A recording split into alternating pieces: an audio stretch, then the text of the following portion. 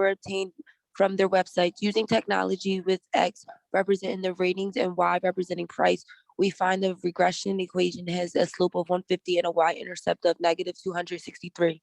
What is the equation of the regression line? What does the simple y hat represent?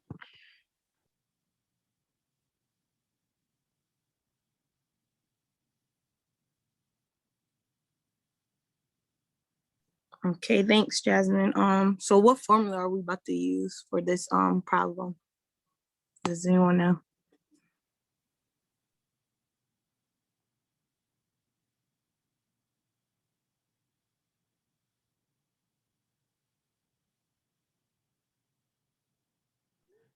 Okay, so does any of the terminology in the problem stick out to anyone? Like regression.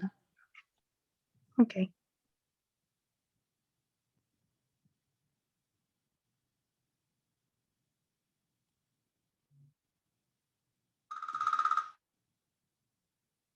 Anything else? Are we going to use the formula, like the equation of the regression line, like the formula to find the regression line? Mm-hmm. So do you know what that is? Oh, okay, Dr. Barnes put it up there. Oh, that's okay. That's the stats way of using slope. Yeah.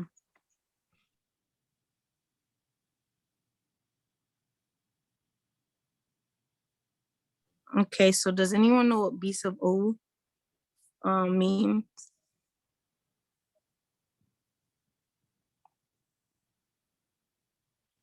Or B sub 1 mean? Doesn't matter. B sub O, wouldn't that be the y-intercept? Yes, correct. And someone can say B sub 1 for me.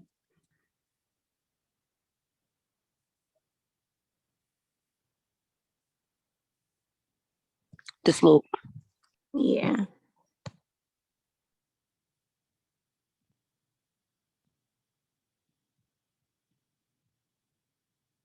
So it would read y caret equals negative 263 plus 150x. Yeah, you're right, Jasmine.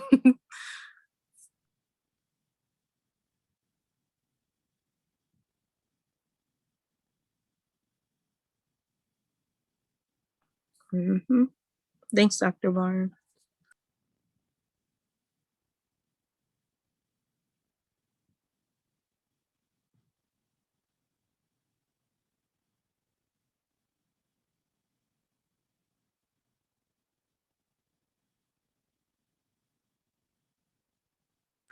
Okay, so problem 2, would someone like to read this one or?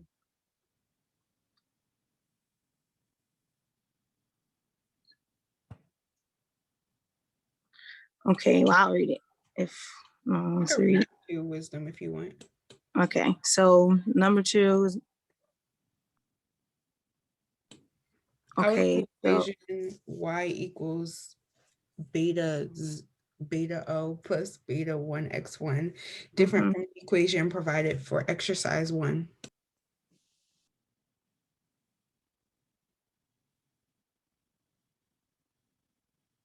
Is it because it's not a prediction? Like we're not predicting, because in the first one the y had a head on top of it, and that means like we were predicting the predicting the slope of it.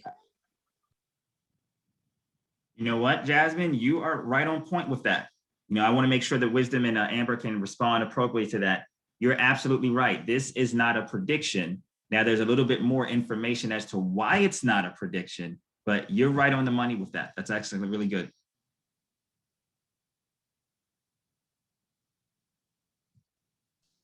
Okay, so since Jasmine knew that there was no y hat, what else is different about this problem than the last problem?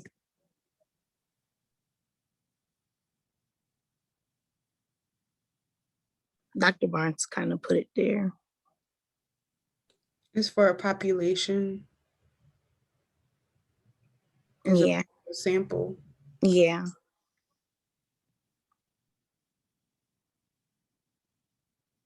Is the difference in them to the capital B's? Capital B's let you know it's a population parameter. Yeah.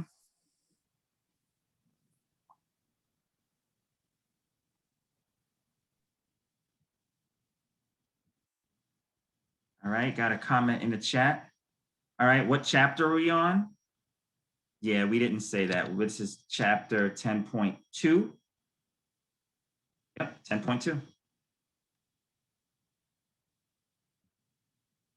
All right, let me clean this off the screen.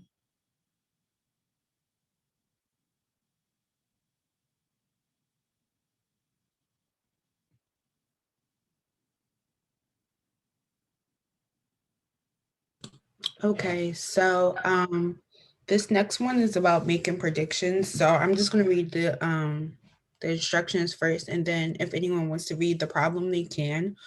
So making predictions in exercises 5 through 8, let the predictor variable X be the first variable given. Use the given data to find the regression equation and the best predictive value of the response variable. Be sure to follow the prediction procedure summarized in figure 10-5 on page 530 and use a 0.05 significance level. So basically what the instructions are saying is to see if this is a good, basically a good model or a bad model. So we're going to be using the p-value and then y bar. Does anyone want to read the problem?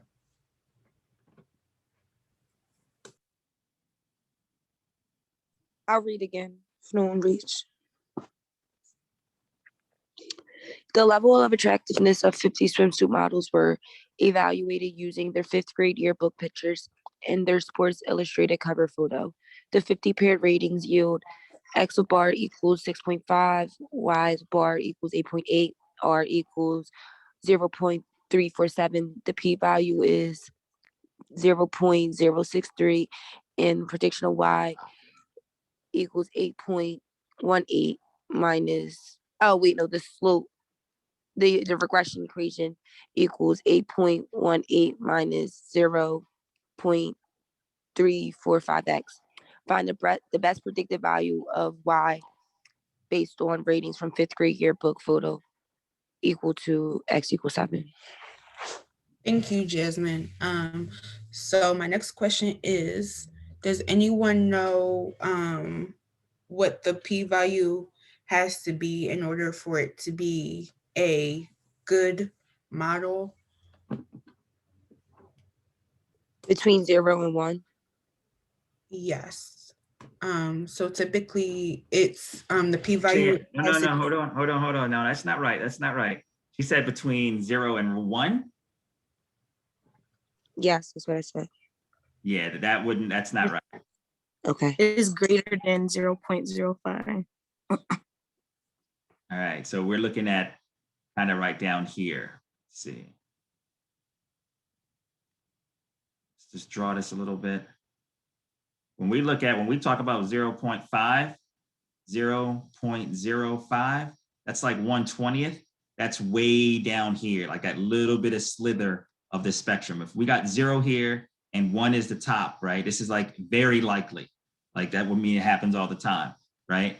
We're talking about something that's unlikely, something that's insignificant. It's going to be down here at 0.05. So it's that kind of slither right there. So can I correct myself? You can, but everybody got it now. There's no reason to be correct like that. So the p-value is just greater than the significance level. All right, now again, I think you're losing me with this terminology you're using. The p-value has to be greater than the significance level. Because the significance level isn't always going to be 0.05, right? Yeah, now here's the issue. No, the significance level usually will be 0.5. Now, what we'll do is this. I'm going to show you. We usually in psychology, we will have our significance level, like our alpha, that's the same thing. We'll either set at 0.05, that's our convention. Another one that's sometimes likely is 0.01. However, I'll tell you 9 times out of 10, we're usually going to use this one right here. This is the one that's most common for psychology to be used. So our significance level and alpha are the same. And that usually has to be less than 0.05. All right, so anybody lost or clear on that? Anybody lost or not understanding? Yeah, because again, if you sit back and look at this spectrum right here, if we're to sit back and say, this drug works on your memory retention, right? If you fit on this spectrum over here, right, and your value is right here, that means this drug never works. It never works. You take this drug, it doesn't help your memory, it doesn't do anything, right? If you do it over here, right, that would sit back and mean that it always works, right? Every time you take this drug, your memory is better, right?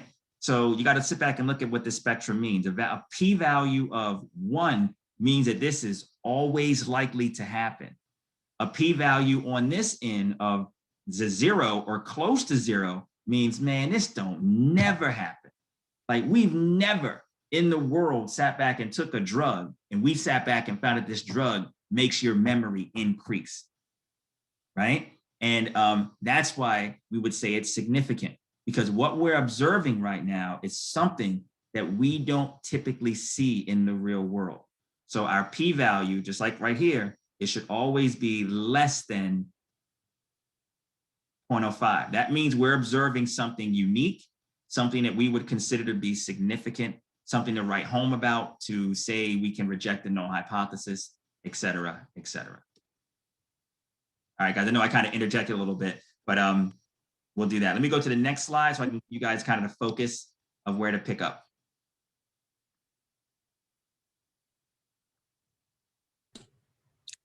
So after seeing that the p-value has to be less than 0.05, we see that the p-value in this problem is 0.063.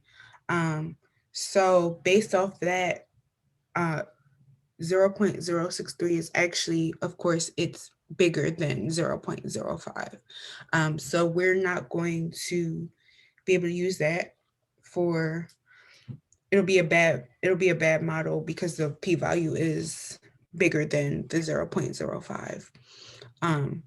So since we won't be able to use that, does anyone know what we'll be able to use to for this problem?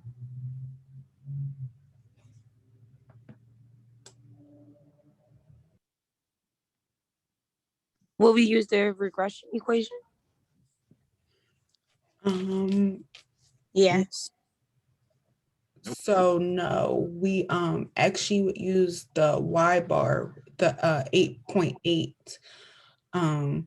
If we can't use the p-value, we have to use the Y bar to make the prediction, basically. Does that make sense? And That's you know what what, Ann?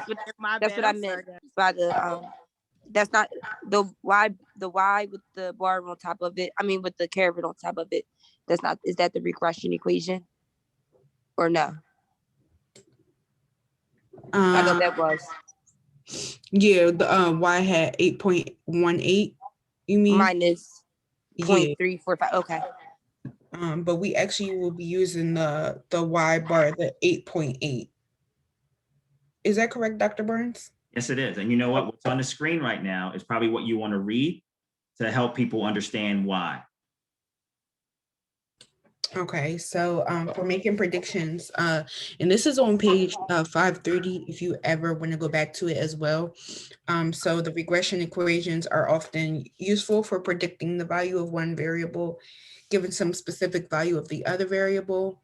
When making predictions, we should considering the following. So 1, bad model. If the regression equation does not appear to be useful for making predictions, don't use the regression equation for making predictions. For bad models, the best predictive value of a variable is simply its sample mean, which will be the Y bar in this problem, which will be the 8.8. For a good model, you will use the regression equation for predictions only if the graph of the regression line on the scatter plot confirms that the regression line fits the points reasonably well.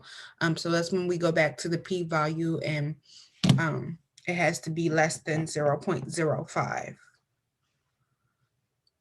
Exactly. So again, what she's saying is this: if our p-value was less than 0.05, then we would have used the regression equation, I think, which was suggested, right? We're going through all this. We have the regression equation, but we're only going to use it if it's a good model. And what makes it a good model is that the p-value is less than 0.05. If it's a bad model, and we just found that by looking at this p-value here and realizing it's not less than 0.05, then we're going to use the sample mean. Again, this is written in there in the chapter. I think just because it's new, we kind of have an affinity to use everything with the regression equation, but we have to have the privilege, I'd probably say, to use the regression equation. And that's only if we have evidence that it's a good model. And I think that is, when looking at the homework, that is something that was definitely overlooked. Definitely was overlooked, I think, in the readings and or comprehending it or understanding it. All right, there is, let me see, the next slide. This is another graph that kind of does, ooh, slow your roll. Another graph that's pretty much saying the same thing. And I'm going to add what I said I was going to add in real time as they go over it.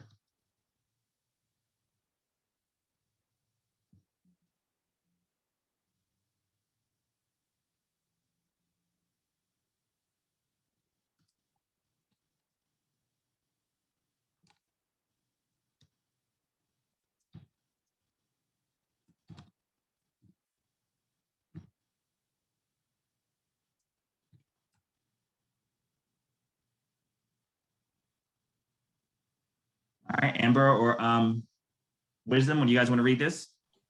Yes. So the strategy for predicting values of y. I'm sorry. Is the regression equation a good model? So the regression line graphed in the scatter plot shows that the line fits the points well. R indicates that there is a linear correlation. The prediction is not much beyond the scope of the available sample data. So if we were going with yes, the regression equation is a good model, we would substitute the given value of x into the regression equation, y hat equals b plus b1x. And then if no, the regression is not a good model, which we're going back to that p-value, the 0.05 has to be greater than the p-value. Regardless of the value of x, the best value of y is the value of y bar, the mean of the y values. Yep. And the one thing I want to add is this: the way this chart and table is trying to read is this. They're trying to tell you this. We can determine, is the regression equation a good model, right? There's a couple things we can do. One, we can look at the regression line when it's graphed on a scatter plot. And if we look at that and it shows that the line fits the points well, we can say, I think we got a good model, right? Or if it doesn't, we might sit back and say, oh, I think we got a bad model. Another approach we can do is we find out that R indicates that there is a linear correlation, right? So we can look at the R, the value of R, we can compare it with the table that lets us know whether a value is significant or not. And that's what I'm going to follow right now. You guys will follow me right here. Let me see. How do we figure that out? We go to this table. It's table A6. We would look at, if we know the sample, we could look at this table, and let's say there's 15. I'm going to use 15 as a random selection. Let's say we have 15 people in our sample.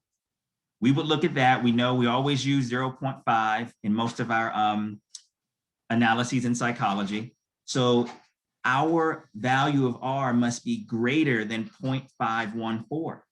So if it's greater than 1.514, then we can sit back and say it is a good model, right? The R that we obtain, that's what we're saying. Does R indicate there's a linear correlation, right? That's another way that we can say, oh yeah, it's a correlation. The other way that this is also trying to communicate to you is saying this: the prediction is not much beyond the scope of the available sample data. Now I'm going to draw this a little bit and show you. This is what like a scatter plot looks like, right? And we have dots, and say our data is right around here, right? And what we have in our analyses is a line. Now, what this is saying, the prediction is not much beyond the scope of the available sample. That's saying this. Say somebody sits back and says, oh, Dr. Barnes, you got this SPSS, you got this prediction, right? I want you to predict what would happen way out here. Now, think about that. Our data is limited to this range. We got a nice good fit line out here, but we want to predict something way out there. That's a problem, right? Our prediction is much beyond the scope of where our sample came from. So that wouldn't be a good model if we're trying to do that. We can't sit back and have this over here and then predict something way over there. So these are the questions that we can use to find out whether it's a good model. And the one that I added, right, is the fact that the p-value must be less than alpha. And that's what we're able to do with this item right here. With this problem, we can look at this p-value. Hold on. We can look at this p-value, which is right here, and see if it's less than our alpha, which is 0.05, and then we can determine. There's so many ways to determine whether it's a good model or a bad model. These are all ways to go about it. I just want to make sure that point is really drilled in. I don't know if the textbook did it a good justice in service, but again, that's kind of what we can talk about in class. You guys don't get it. Any questions on that? All right, so I'm going to clear this and then give it back to our presenters. All right, I actually think number 5 is done and done well. Does anybody not understand how to sit back and how to do number 5, what we're looking at, and how to determine whether it's a good model or a bad model with this information? Okay. Okay, so the next one is regressions and predictions. So exercise 13 uses the same data sets as exercises 13 and 52. In section 10-1, in each case, find the regression equation, letting the first variable be the predictor, X variable. Find the indicated predicted value by following the prediction procedure summarized in figure 10-5 on page 530. So I guess I could just read it because I feel bad that Jasmine keeps reading. So 13, internet. I'm sorry, go ahead. I read it, Amber. Okay, go ahead, Wisdom. 13, internet and happiness finds the predicted value, with the X value being the amount of church offerings in thousands, and the Y value being happiest on the scale of 1 to 10. Okay, cool. Thank you. Now, you know what? I'm going to jump in just a little bit and just make sure that we set the stage for this. There are actually 2 ways to solve this problem, right? And I saw a little bit of diversity in terms of how we were doing it in homeworks that were submitted, but we're really going to try to focus on the 2 different approaches, right? I think one is probably simpler to calculate, right? Especially with the information that we provided you in the homework. However, the other might be simpler in terms of we've already done this in 10.1, so why don't we just keep using the same equations that we've done originally? But at the bottom of the screen, if you guys, I hope you guys can see. Yeah, you'll see the number 1 down there. Is my taskbar in the way? I think it is. Yeah, there we go. Now look, it's gone. But we have the first approach, which has number 1 at the bottom, which is what I was encouraging people to do for the homework. But then when we're using the second approach, this is kind of consistent with what we've done before. I will do what I can to make sure that the sharing between Amber and the sharing between Wisdom, we're understanding that these are 2 different methods, right? To get to the same answer. But I just want everyone to understand there were 2 ways to go about this. And this is what kind of makes math interesting for some people, is that there's multiple ways to solve it. but I want to make sure that we understand the boundaries. It's like, all right, we're going to look at approach 1 now. Stop that, same answer, right? We're trying to get to, but now we're going to use approach 2 so everybody can watch it. All right, so I'm jumping in. I'm so sorry, Wisdom and Amber, but I don't know who wants to do approach 1, but I think all the information that's on the screen is here for you if you need it. Okay, I'm sorry. Is approach 1 the B1 and B, the slope and y-intercept? Okay. Yes. All right. I'm sorry if you all can hear background noise. My mom is in a meeting too, and I live in a house. So for B1. I have a question real quick. Mhm. For dang it, oh wait, no, this is a sample, right? Not a population. I believe so, yes. Yep. Okay, and you thank can you. tell, and the way you can tell is just due to the fact that we only have 5, there's only 6 people addressed in here. And then also the equation that we're using. Trust me, if we were using a population and we're talking about people being happy, it would be a lot more than 6 people.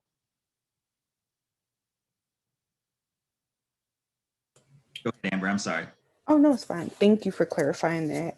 So for the slope, we're going to do B1 equals R over the standard deviation of Y over standard deviation of X. So we're going to set it up B1 equals R. Let me get I'm sorry. Dr. Burns, did you want me to write it on the screen? No, I can do it. I'll sit back and help you. You tell me what to write. Okay. Now, I'm going to highlight where this information is because this is how the homework was done, right? And people who looked at the handout and they saw those information, it was there for them. So the first thing we need is R. And as you can see, it's right here on our homework, right? Now, what else do we need? SY, which would be 3.006. Ooh, I'm sorry. And then SX is 0.325.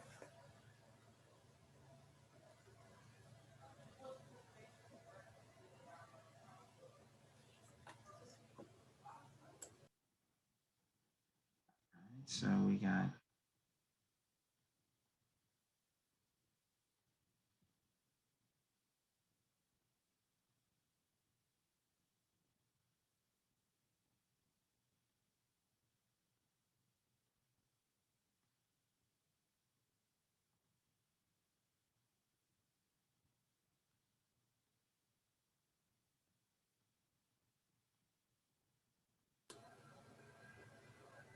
And after calculating, I got negative 0.401. I'm not sure if that's correct.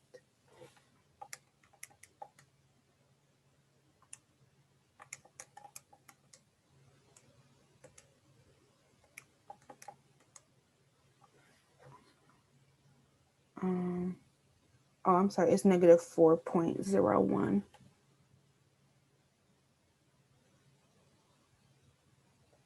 And then to find, so that's our slope. And for the y-intercept, we're going to do the equation BO equals y bar minus B1 x bar. So we are going to use the y bar, which is the 5.7. Yeah. And then B1 is the negative 4.01 that we found. And then the X bar is 0.598.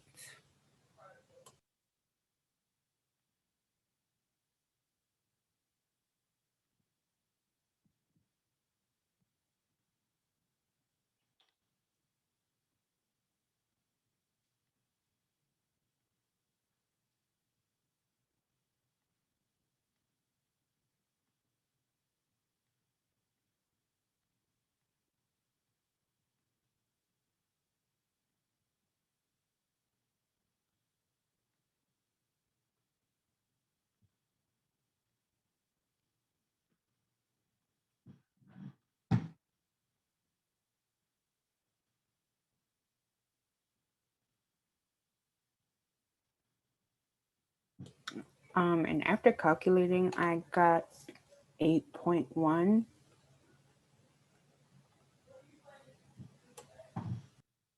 Yeah, I did too.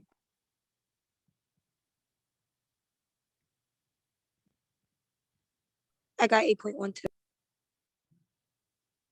All right, so based on this, what's on the screen, I'm going to ask anyone else, what would be our y hat equation?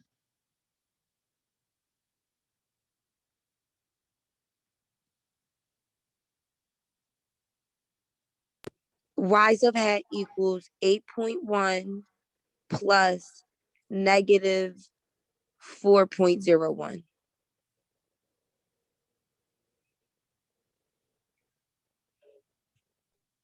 Now there's one thing that's missing.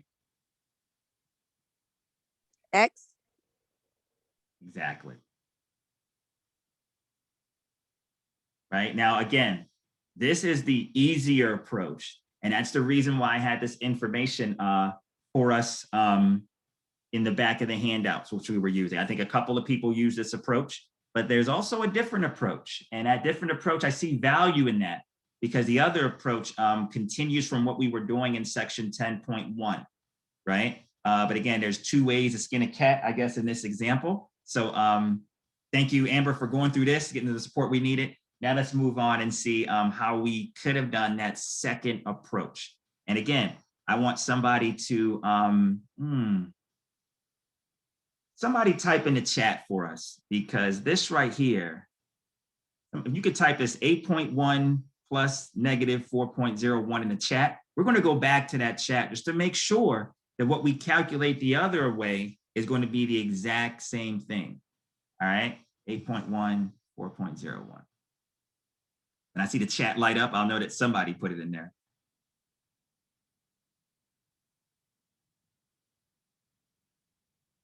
Can you say it again, Dr. Barnes? I'm typing it right now. Oh, never mind. All right, we got it, we got it. Okay, we clear all that? Let's move on to the next slide.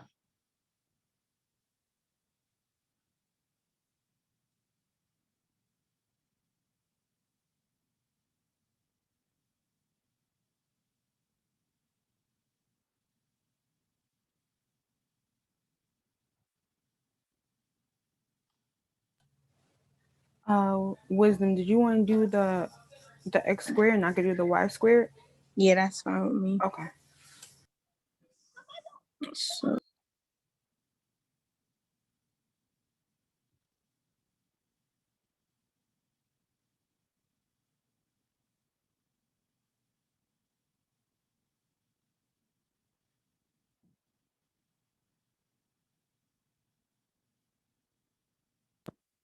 So 0.52 squared is 0.2704. Now, you know what? Now, I know you're solving it, but you know what? I want to make sure you kind of talk through this to let people know what's happening. So it's a lot of 0.2704. 0.2704. I said it wrong. What's the answer again? 0.2704. 704. Okay, I think I had it wrong. All right, but what are we doing to fill in this chart? Before we get into giving them answers, let's make sure that people are understanding what we're doing here. We multiply, we squaring all the x's and we squaring all the y's.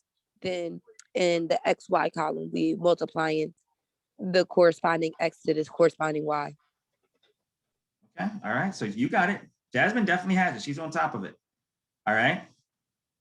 So can someone tell me what's 0.30 squared?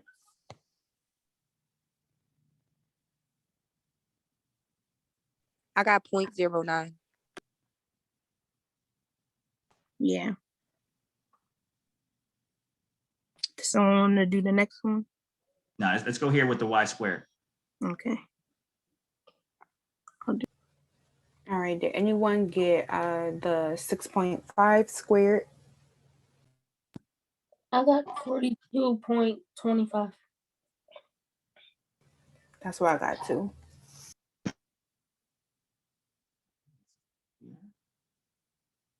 or here, you guys are in charge. You can guys go either one of those.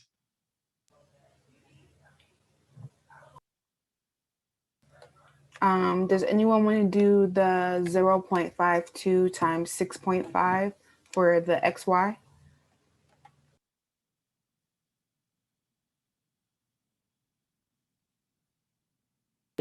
It's 3.38. mhm.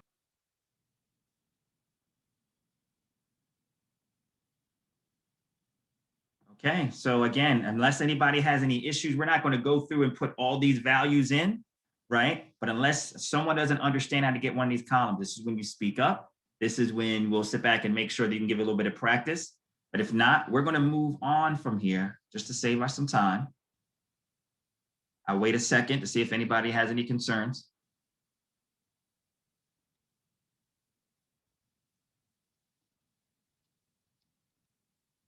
All right. Now, what's new, I want you guys to make sure you talk a little bit about are these right here.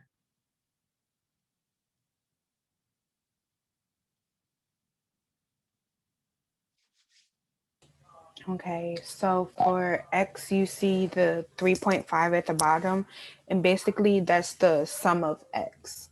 So all those values added up.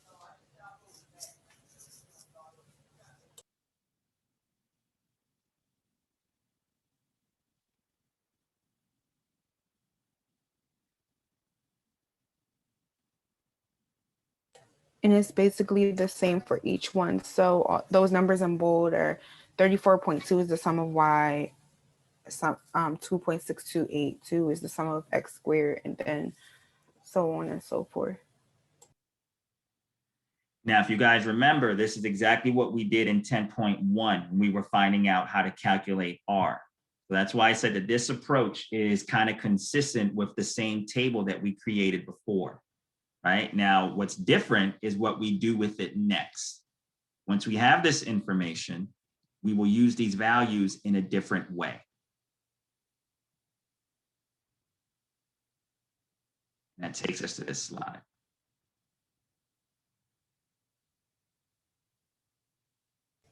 Okay, so I guess I can let Wisdom take over.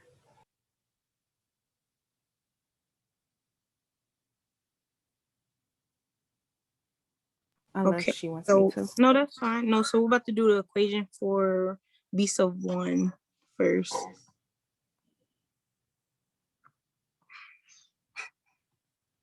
And we're just gonna fill in the values.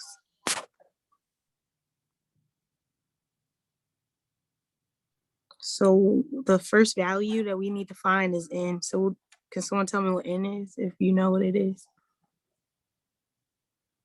Is it 6? Yes. So yeah, N equals 6.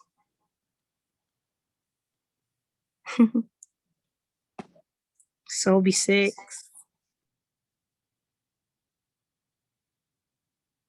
So then the sum of XY,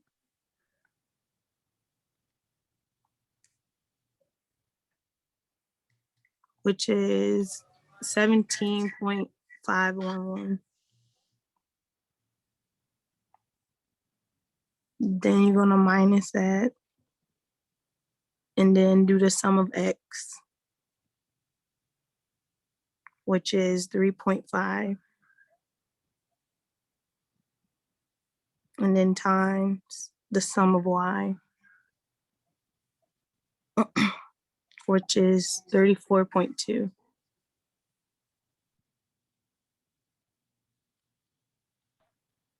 Now we're going to do the denominator, which is N, which is 6. That's what we got. Then we're going to do times the sum of X squared, which is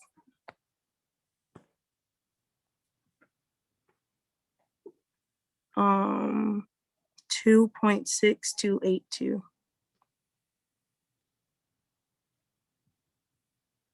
Minus the sum of X, which is 3.5.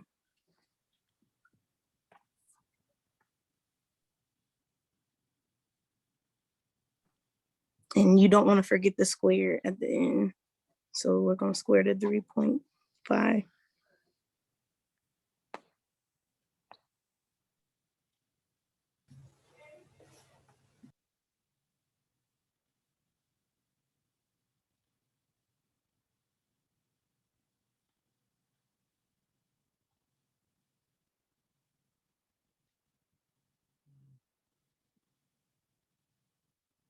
I'm adding it up now for you, Wisdom. Okay, thanks. So 6 times 17.51.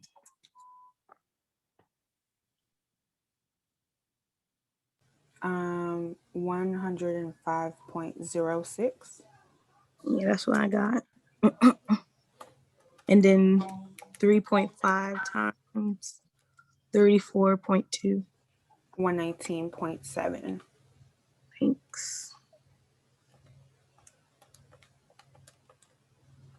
15.78. Thanks. And then 3.5. 12.25.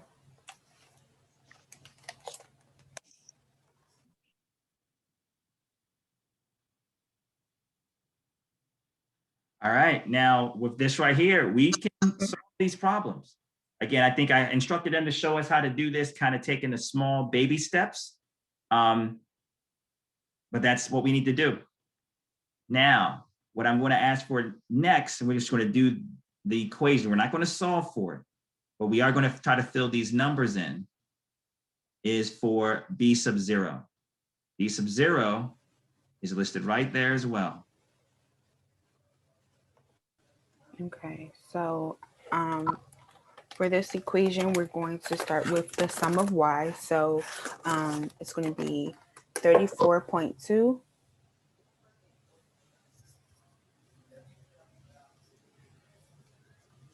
times the sum of x squared. So 2.63. I just rounded it. Minus the sum of x, which is 3.5.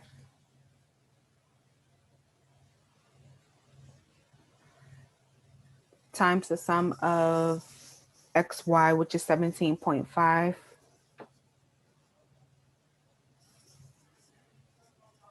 Over n, which is 6. Times the sum of x squared, which is 2.63 again. Minus the sum of x, which is 3.5. And that's squared. All right. So looking at this, guys, the same exact thing. I tell people to take baby steps when doing this. We were to do the same thing that we did over here by taking these two values and putting this solution up there. Then we were to sit back and look at these next two values and solve these and then subtract them from each other, just like kind of we did here. You can't forget about this subtraction or this subtraction. And then we'll go along and do the bottom two, just the little baby steps. This allows us, if we make a mistake, we can see what it is, as opposed to, I got it wrong, Dr. Barnes, I don't know, this is dumb, right? And then that equation. Now, I promise you, we're not going to do it because class is up, right? We're 2 minutes past. But if we were to sit back and get the values from this B of 1 and this B sub 0, actually, we'll use a B sub 0 in the equation first, it will be exactly what we typed in the chat before. Again, 2 different approaches at getting the answer. I don't know which one I would say is easier than the other, but they both are doable. And I hope that Amber and Wisdom sacrifice struggling through this can help you guys do that. All right, so again, I'm just going to leave. We'll see Jasmine, and we'll also see Jasmine and Kent on Saturday. Jasmine, if you see Kent around town or on campus or whatever, I'd encourage her to do it. Otherwise, I'd hate for you to be in here by yourself on Monday. That would be quite ugly. Let me see. Is there anybody else? You know what? Let's do a third person. Is there anybody else who would like to volunteer to be a third person in that group, just to make sure that Jasmine is not by herself?